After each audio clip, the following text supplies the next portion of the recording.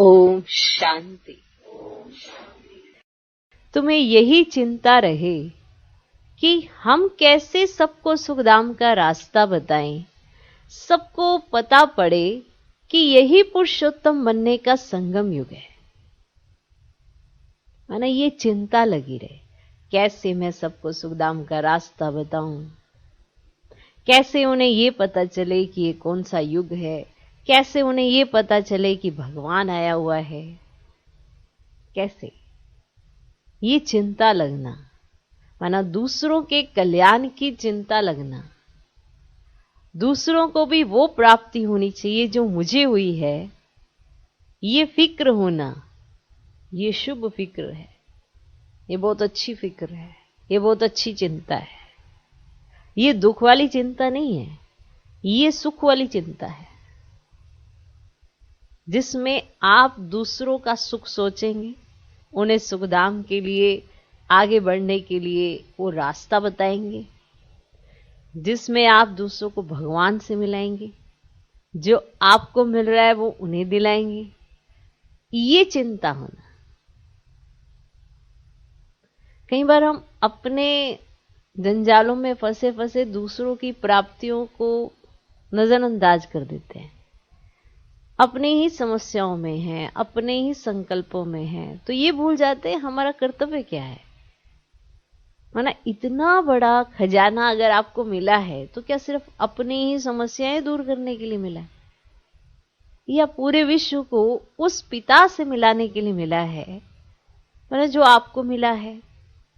आप ये परिचय जान चुके हैं कि सबका पिता आया हुआ है, तो आपका दिल होना चाहिए कि कैसे सबको वो पिता मिले, सबको कैसे पता चले कि ये जो युग है इसमें हर आत्मा पुरुषोत्तम बन सकती है, क्योंकि ये पुरुषोत्तम संगम युग है।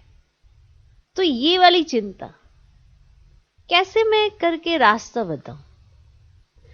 कईयों के पास तो साधन भी नहीं होते हैं, फिर भी वो अपनी मनसा के द्वारा दूसरों के लिए श्रेष्ठ संकल्प रचते हैं।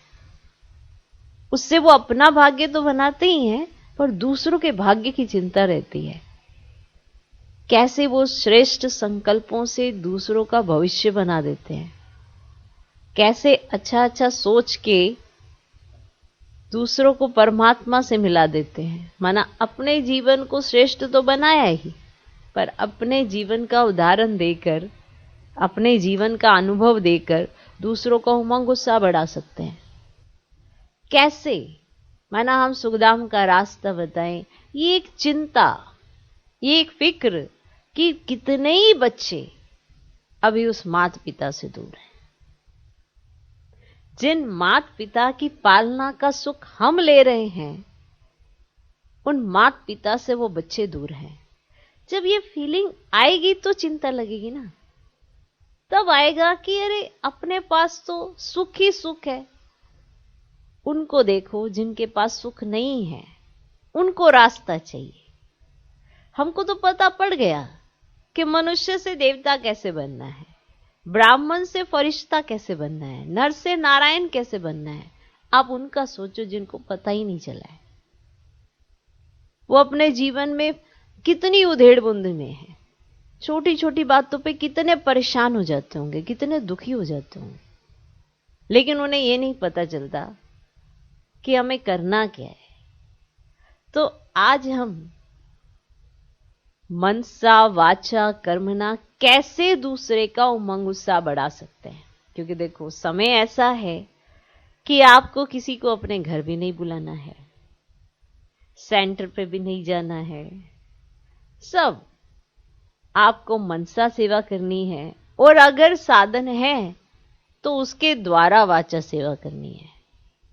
साइंस ने बहुत टेक्निक दे दी है, उसके द्वारा आप वाचा सेवा कर सकते हो। कर्मणा आप अपने अनुभव सुना सकते हो, आप जिनके इर्द गिर्द रहते हो, जो भी आपके संबंध संपर्क में आते हैं, आप अपने कर्मों से अपने बाप का शो कर सकते हो, दिखा सकते हो कि आपने इतने समय से क्या सीखा है। क्योंकि पुराने स्वभाव संस्कार तो हर एक में है, पर आपने क्या परिवर्तन किया है, ये आप सबके समीप रहते हुए आप शो करके दिखा सकते हो। आप अपनी मनसा को चेक करते रहो कि उसमें शुभ भावनाएं कितनी है।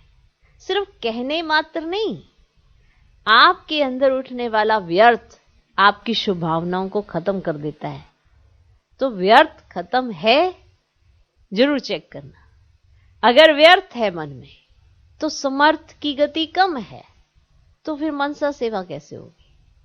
और बाबा ने कहा था अभी लास्ट में मनसा सेवा का पाठ है, तो अभी पाठ है वो बजाने का। तो हमें हमारी मनसा को इतना शुद्ध रखना पड़ेगा कि सबके प्रति शुभ भावना शुभकामना हो।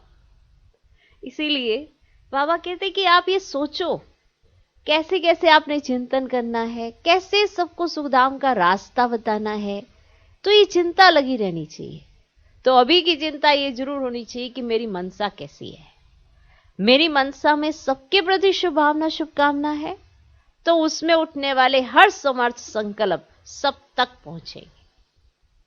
और अगर व्यर्थ है तो समर्थ को हम काट रहे हैं, ये नहीं करना चाहिए। तो तुम्हें यही चिंता रहे कि हम कैसे सबको सुखधाम का रास्ता बताएं, सबको पता पड़े कि यही पुरुषोत्तम बनने का संगम युग है। ओम शांति।